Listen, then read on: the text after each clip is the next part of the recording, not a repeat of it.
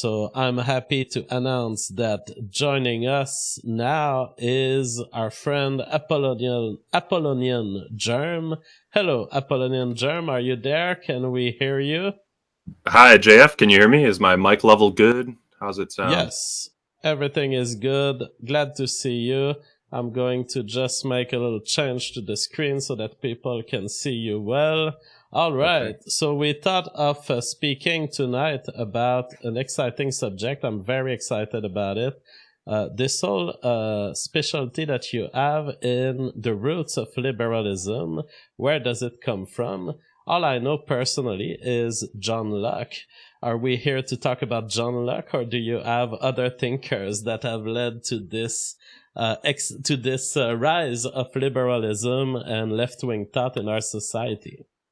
Well, no, I'm not going to be talking about John Locke. That seems to be the more exoteric tradition behind it. I'm interested in the mystical underpinnings of not just liberalism, but the current power establishment as it stands. And I guess liberalism is a good term for it because that's the prevailing doctrine. But I think that they control both sides of the dialectic as it is, and the the religious, the spiritual aspects of what the elites think that they're doing is something that I don't think is touched on enough.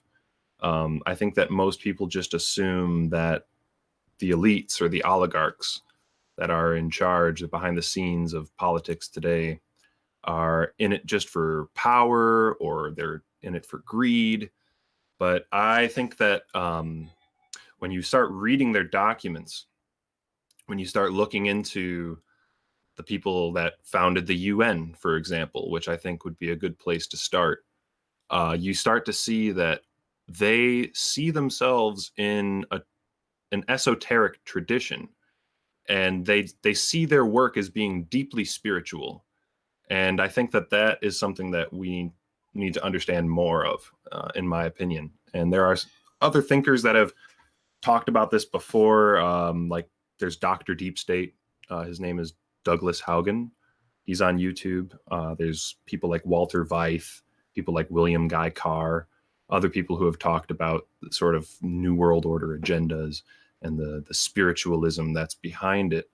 But I think that it should be more front and center when it comes to our understanding of what these elites think they're doing, what their real goals are, and why they're acting, their motivations. Fascinating, because I've been dismissing this line of thought, but without knowing much about it. And what I mostly know about it is Adam Green from No More News. Do you know him? And is that in line with what you're talking about, or totally different? Adam Green has a lot of good stuff to say. I think that he focuses too much on the like Israeli aspect of it. I think that it's much broader than just Israel, even though Israel is very much at the center of it. But it's a lot bigger than that, and it goes a lot deeper into history than that. But I could begin just by reading a couple quotes from Absolutely. people very influential. To begin with, the father of UNESCO, Julian Huxley. He wrote a book called New Bottles for New Wine, which in and of itself, when you think of that title, New Bottles for New Wine, there's certainly an esoteric significance for that. It refers, of course, to the whole New Testament thing where Jesus said that he was going to that you can't put new wine into old wineskins. So what he's referring to is the new bottles are us. The new wine is the new spiritualism that's going to be put into us. And Julian Huxley is actually the man who coined the term transhumanism. And he says, I'll just read from New Bottles from for New Wine. He says, we already are justified in the conviction that human life as we know it in history is a wretched makeshift rooted in ignorance, and that it could be transcended by a state of existence based on the illumination of knowledge and comprehension. And then he says, the human species can, if it wishes, transcend itself, not just sporadically, an individual here in one way, an individual there in another, but in its entirety as humanity. We need a name for this new belief.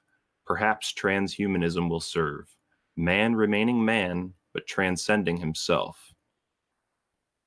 So this is the guy who gave birth to the UN and to UNESCO. UNESCO, the UN okay. Educational, Scientific, Cultural Organization. Now this is bizarre. Is this connected, UNESCO and transhumanism, or is this just happens to be two things he was interested in? I think that they're absolutely connected, because UNESCO also, I'll pull up another individual named Beatrice Enzor. Beatrice Enzor was an English theosophical educationalist and the co-founder of the New Education Fellowship. These are probably, I'm throwing a bunch of terms out there which are going to be hard to remember because it's great to know. But it's great that it's on the record. Yes. She founded this New Educational Fellowship, which, by the way, have you heard of the International Baccalaureate schools? You heard of that program? Oh, well, yeah, maybe it's the thing in Quebec that exists, this idea of schools that are essentially multicultural and you learn a third language, that kind of stuff.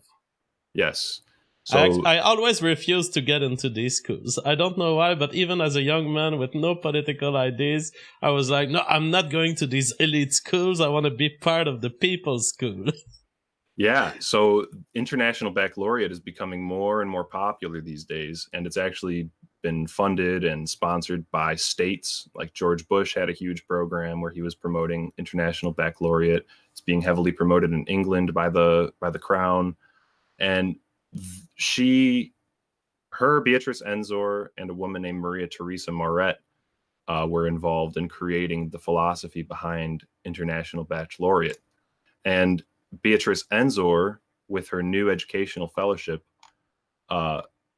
says here, I'm reading from Wikipedia, just as theosophy had a profound influence on the New Educational Fellowship, so the New Educational Fellowship had a profound influence on the creation of UNESCO. It was described as the midwife at the birth of UNESCO and has been an NGO of UNESCO since 1966.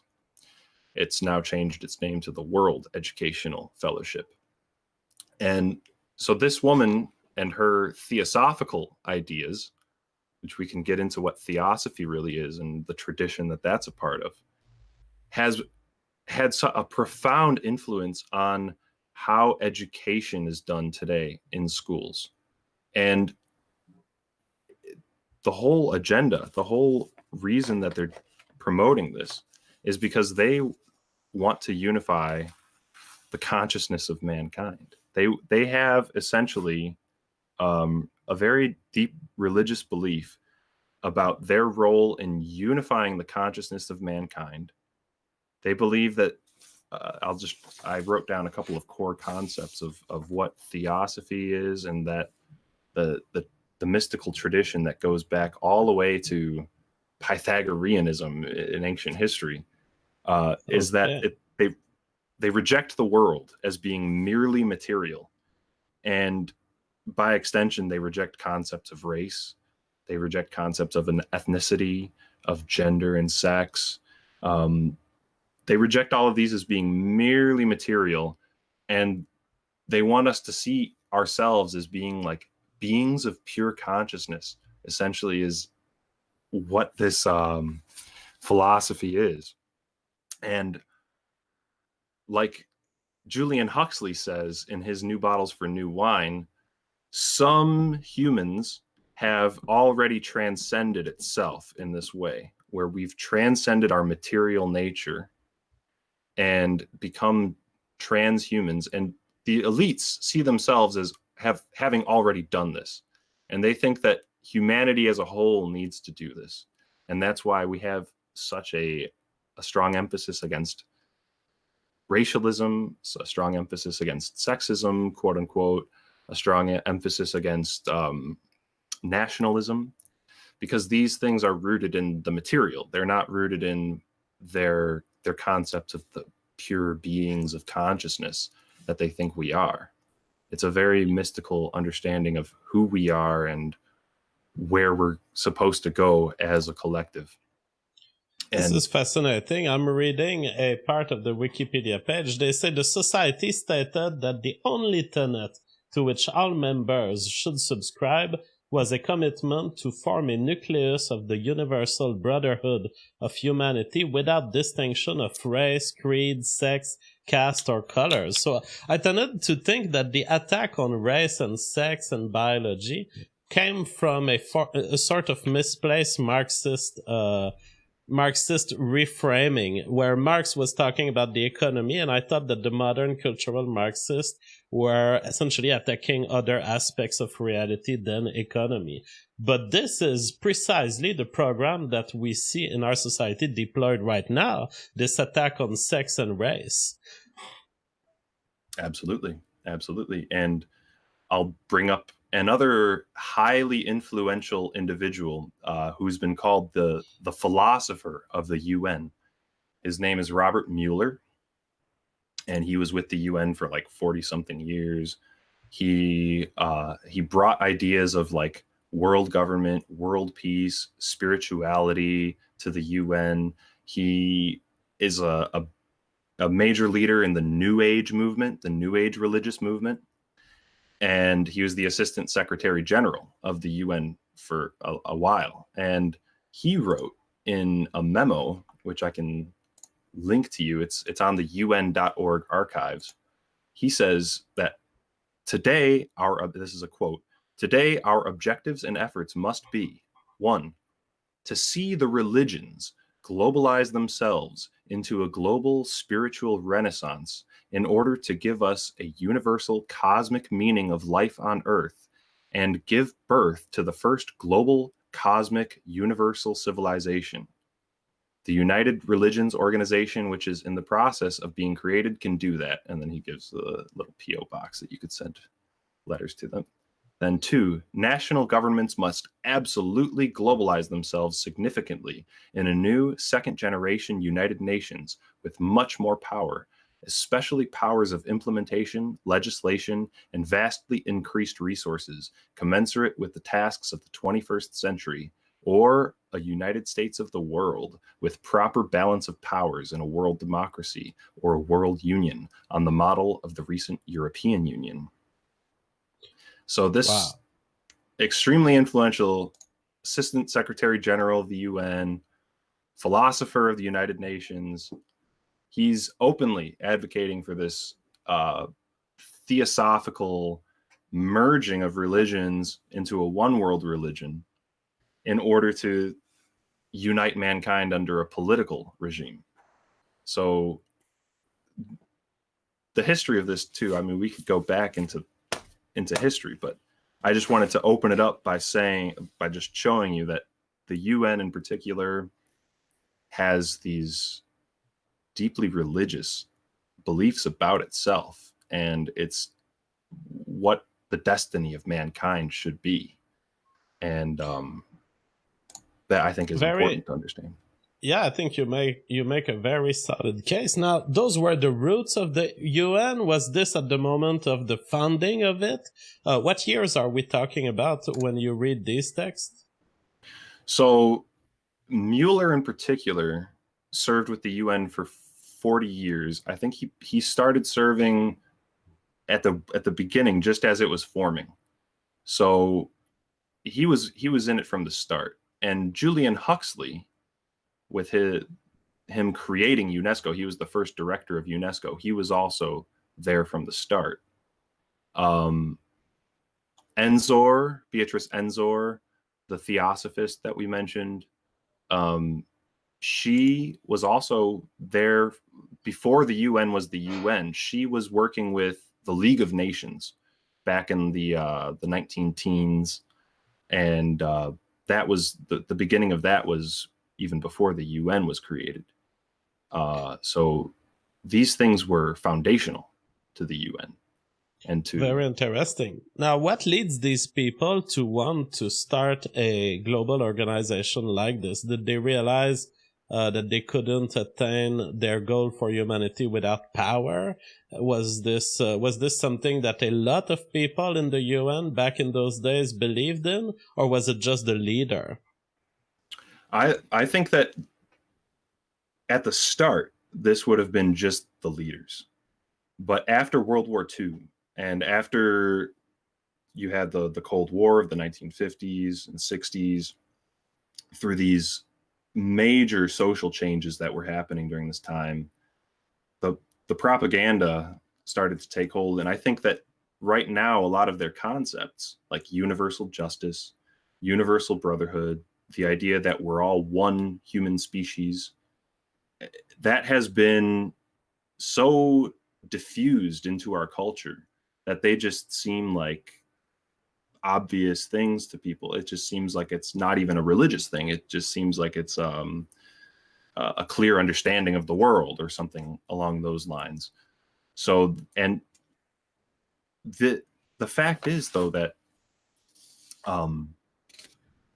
I was going to actually give a timeline going back, because this is just the incarnation of this type of thinking that has happened today.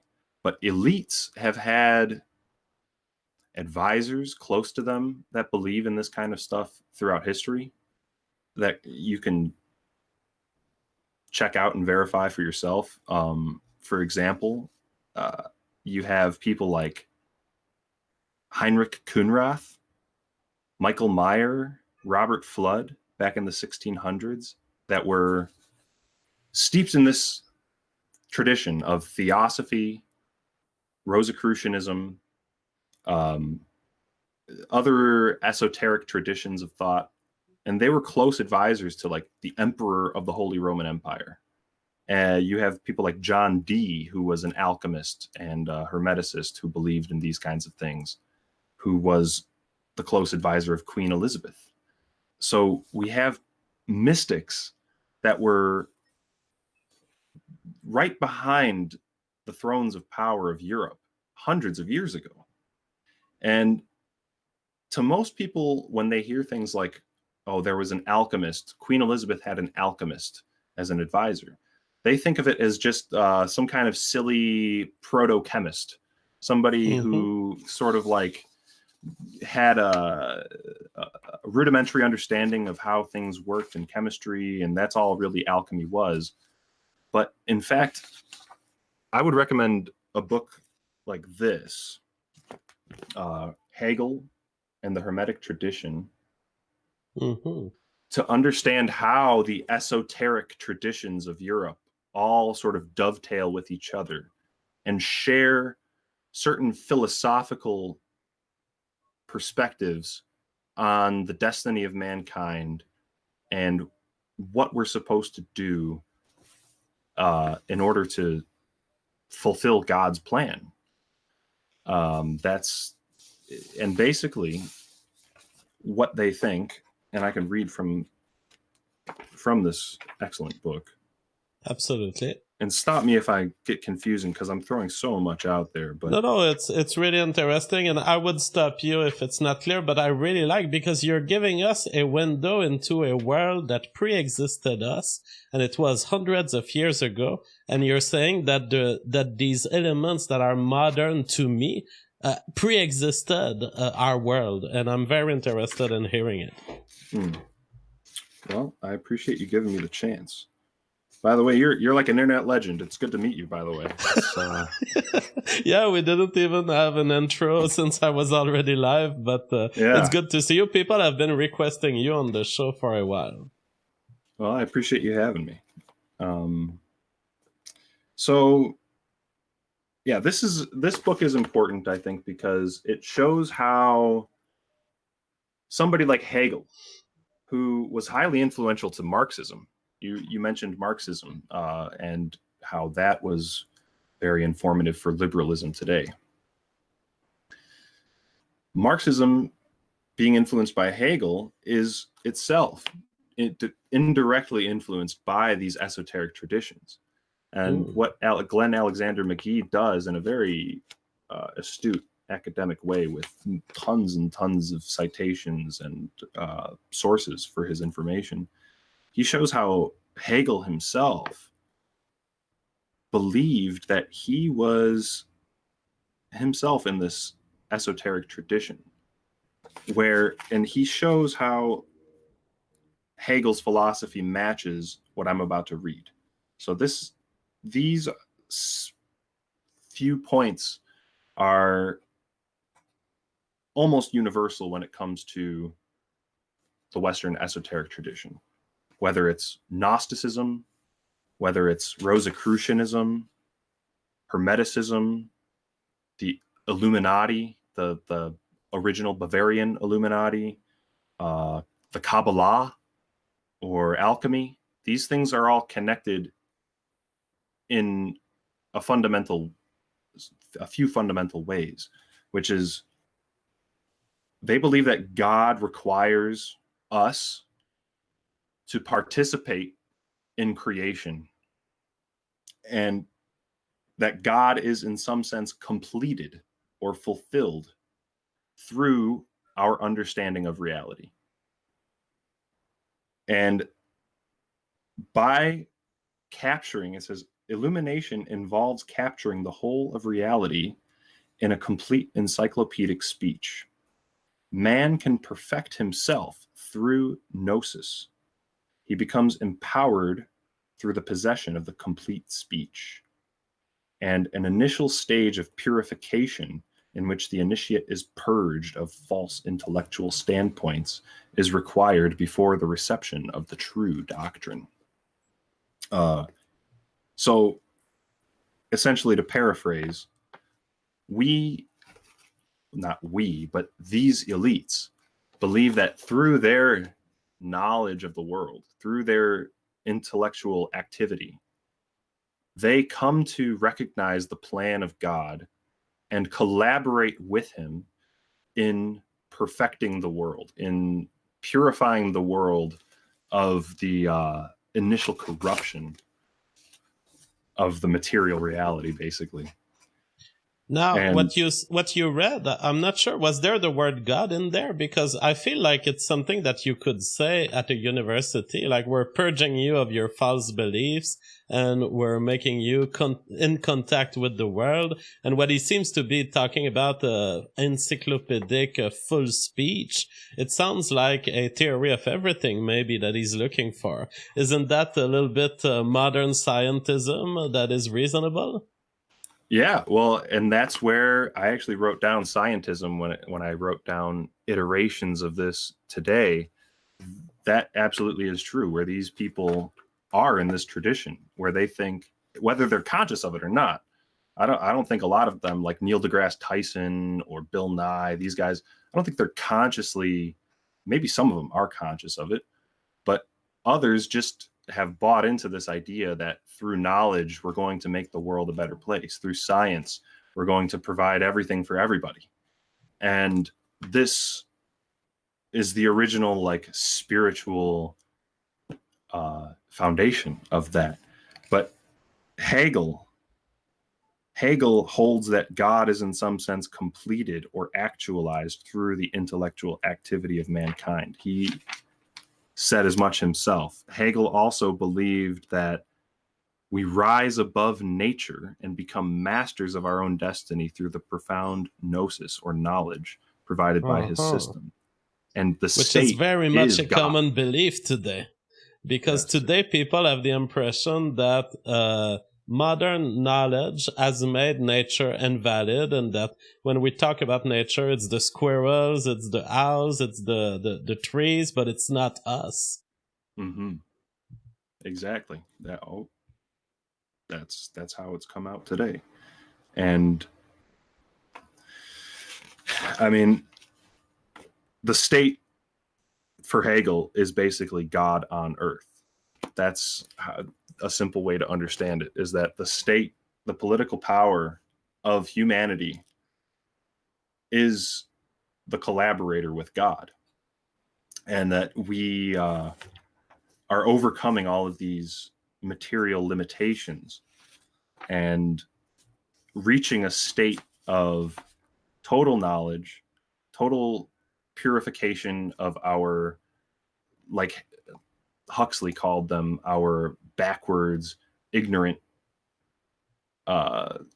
natural state of being, transcending human nature and becoming something better. And this is, I think, at the center of a lot of the propaganda that we're receiving today. And I think that the elites, and that's another thing I wanted to talk about, though, is that we really are ruled by elites. They're the democratic system. Have you ever heard of the Princeton oligarchy study? No. Princeton apparently did a study. It's the exact name of it is the Testing Theories of American Politics, Elites, Interest Groups, and Average Citizens. And what they found was that the results provide substantial support for theories of economic elite domination and for theories of biased pluralism, but not for theories of majoritarian electoral democracy or majoritarian pluralism. So basically, the majority opinion doesn't matter. The elites get what they want to get. And the question then becomes, how long have these elites actually been in power? What do they have any connection with the kings and queens of Europe? Has there been a continuity of power going back centuries? And were the revolutions, the so-called democratic revolutions of the 18th, 19th, and 20th centuries, were those genuine? Is the history we're taught about them genuine? I think that the history we're taught about them is not exactly genuine. Very interesting. How do we know this? Well, when the Princeton study does a good job showing that polls of public opinion do not match up with any kind of policy making, and the opinions of large economic interests actually take precedent. So that's just sort of a first step into those waters of seeing that public opinion doesn't matter. And also, when you look at someone like Huxley, who's talking about how humanity has been just rooted in ignorance and we need to change things, we see the attitude of somebody who despises the average person's opinion. I mean, it's still the case today that the average person has pride in their nation. The average person still has pride in their ethnic group. And the average person still thinks that there's a major difference between men and women, for example. And I think these elites despise the average person's opinion. And yet we see this progressive march toward this universalistic communist sort of a system. So, and when you look back in history too, the fact that people were corralled from their natural lifestyles in rural areas into the cities during the Industrial Revolution. And I know I'm jumping all over the place here, but all I'm trying to sort of get at is that so much has happened throughout history that has been just completely contrary to the average person's preference. And it's still happening today. So they've just gotten better at hiding what the average person's preference is, I think, and manufacturing the appearance of consensus. I mean, right now, the average person does not go along with the neoliberal or progressive ideology. But it seems like it's so prevalent because they have gotten, they control the media, they control the educational system. So this appearance of a consensus is really, they've perfected this creation of an appearance of consensus. Absolutely. Now, when I see the size of the systems of control we're talking about, like the entire academia and media and perhaps counselors that are extremely close to presidents, and that's a lot of people.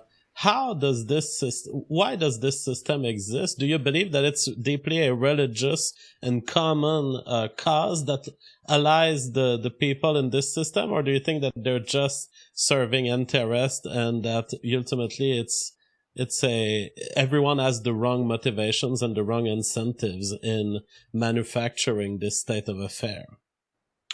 Well, so I don't think that it's like a malicious conspiracy where they're in some kind of dark room puffing on cigars, like laughing about the idiot masses.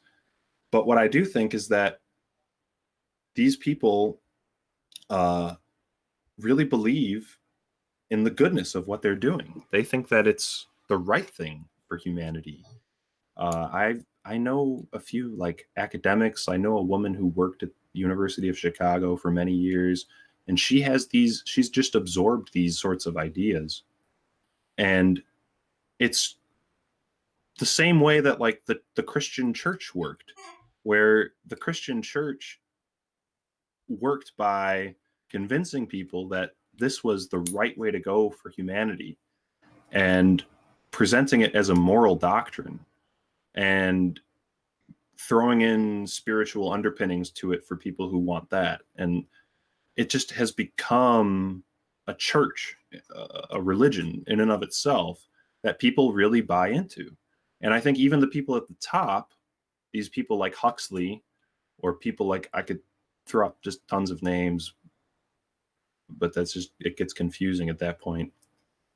But people like Mueller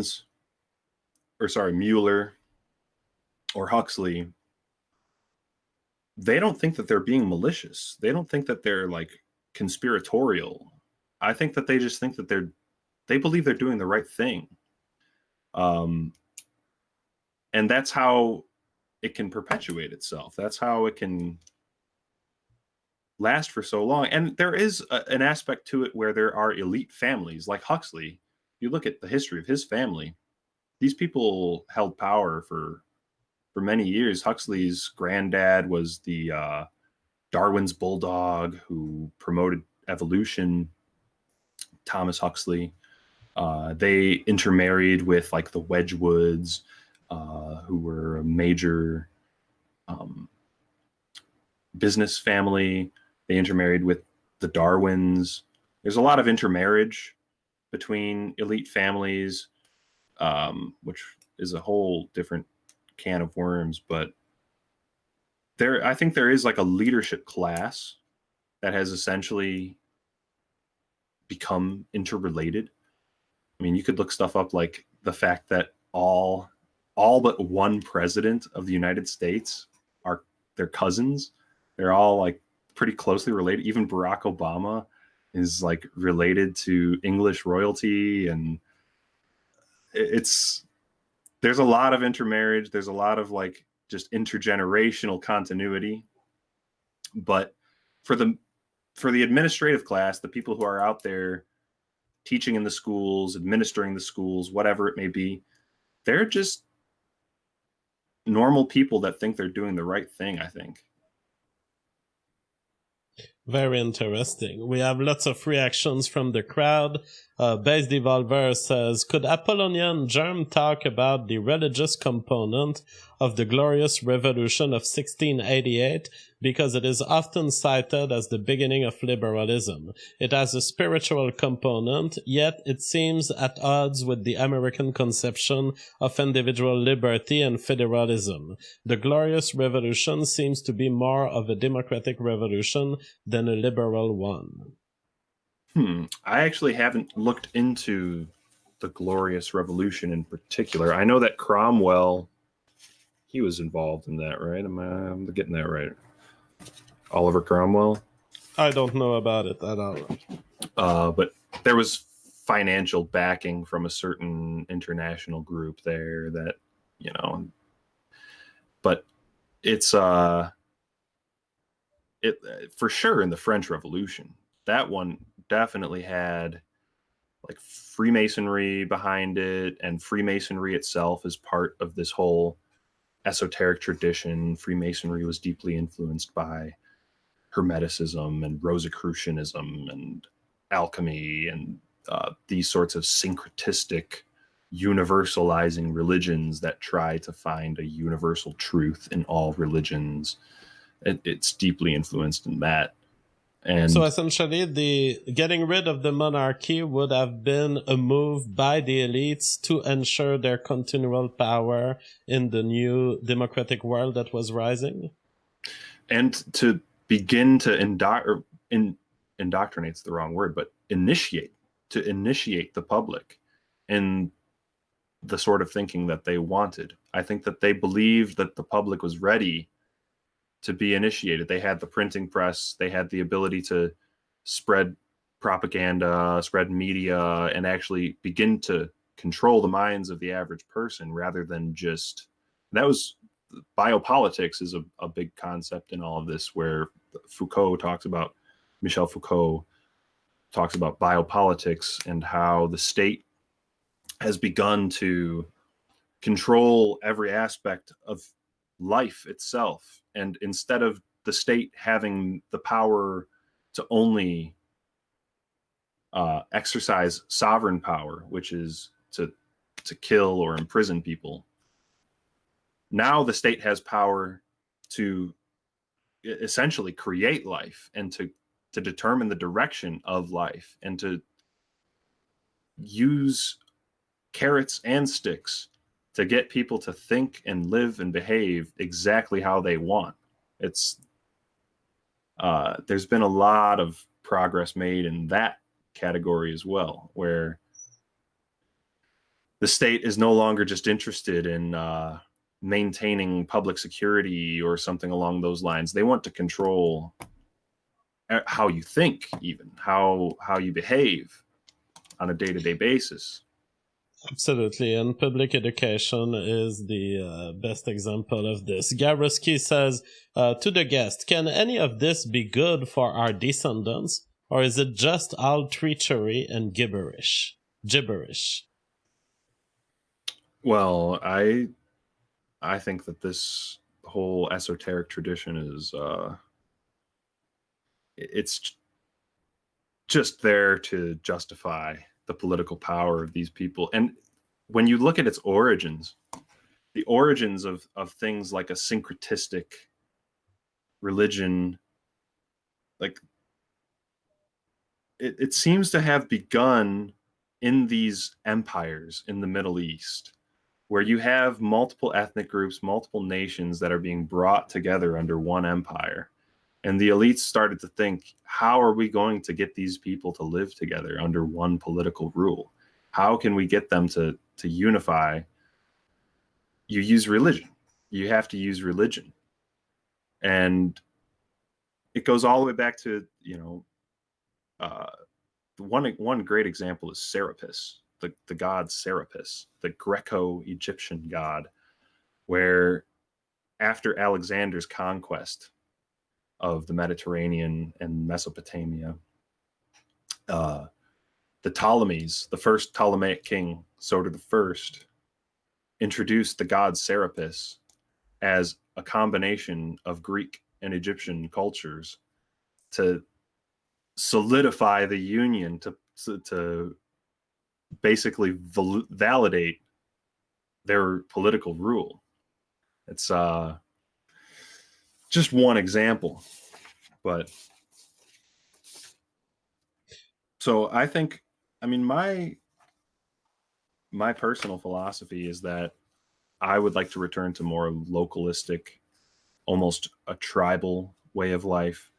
I don't like globalism. I don't think that the economic development that we've had justifies the social, cultural loss, and the loss of identity that people have experienced, the loss of meaning, purpose in life.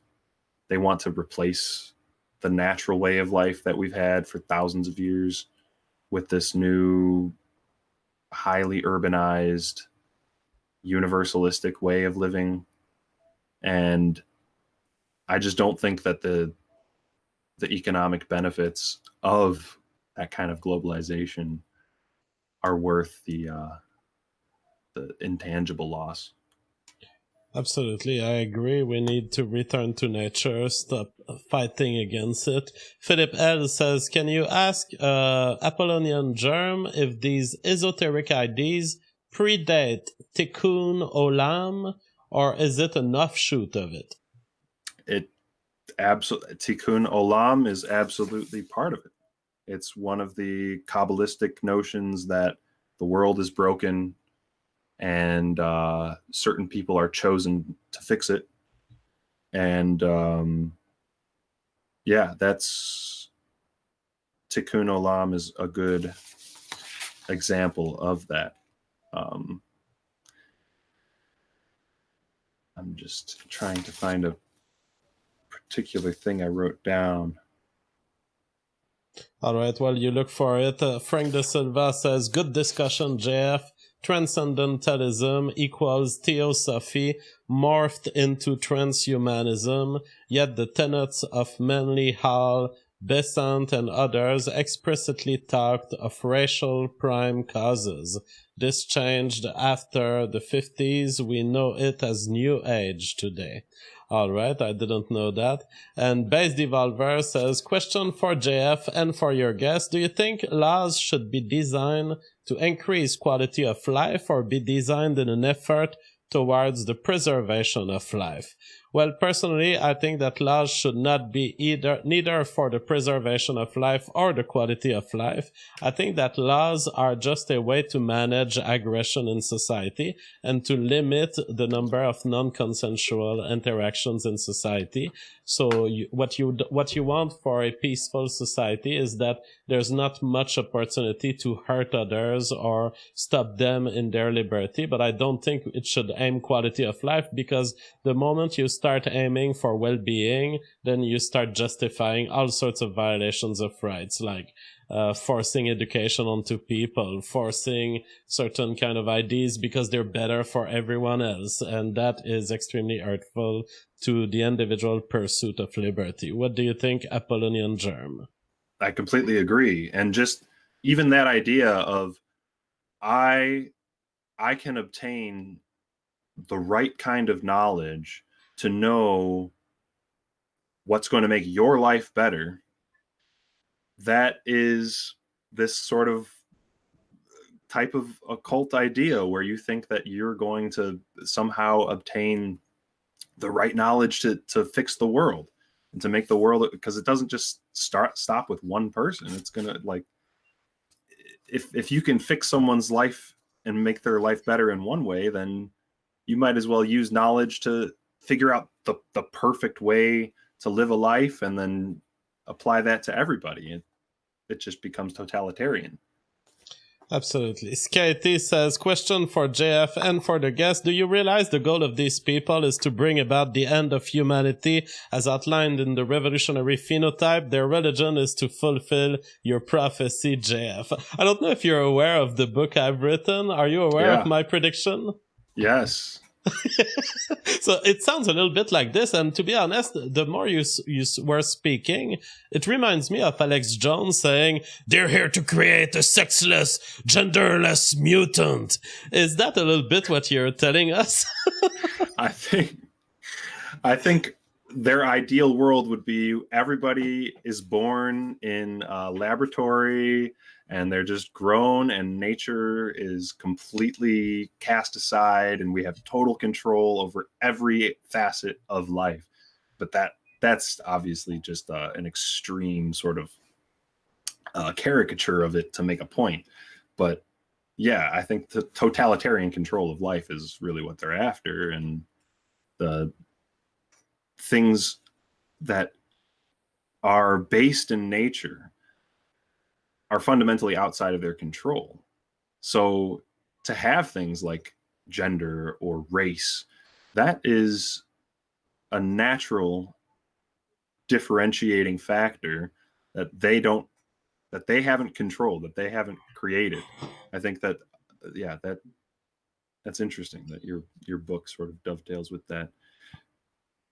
Wonderful. Well, Apollyon and Germ, you have illuminated me on the mechanism at play here in this rise of communism. There were a couple of bridges between the rising left today and their particular beliefs that I was not really connecting to the past, and it was really great to hear someone extremely knowledgeable in this domain.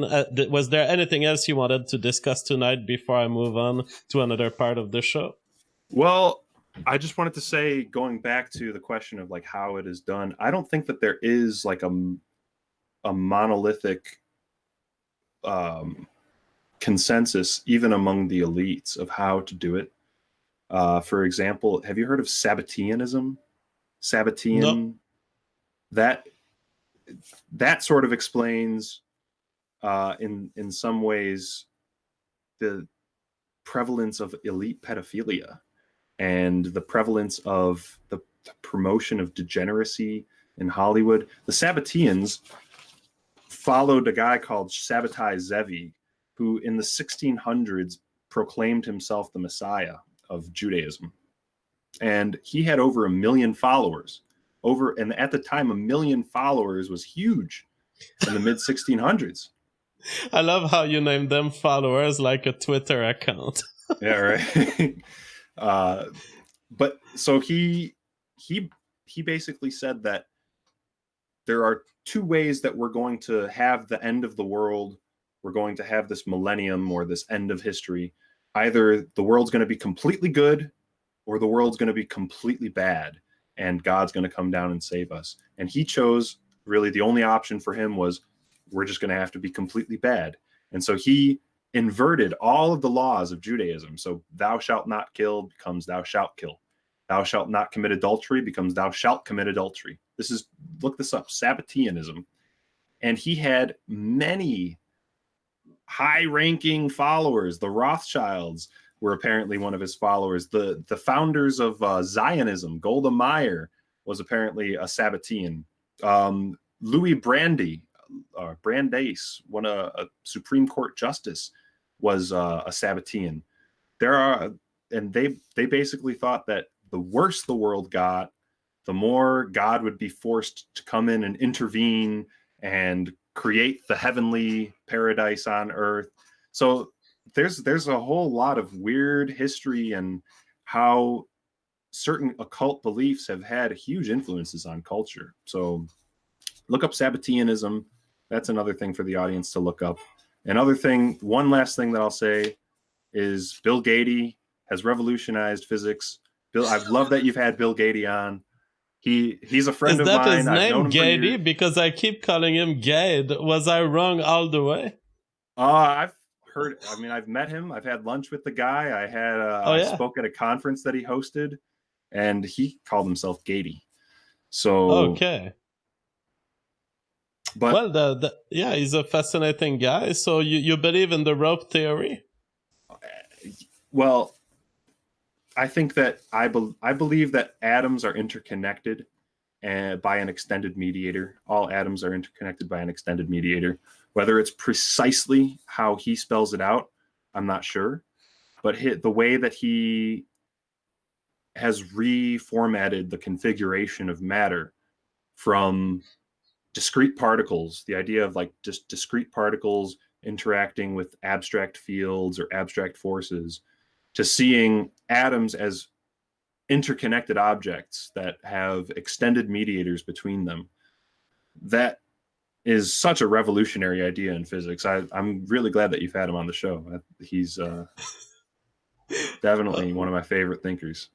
Very interesting. I mean, I was actually reading a little bit about the quantization of space-time today. I was interested in this idea of mediator and how to represent space between two objects that are gravitationally attracted to each other.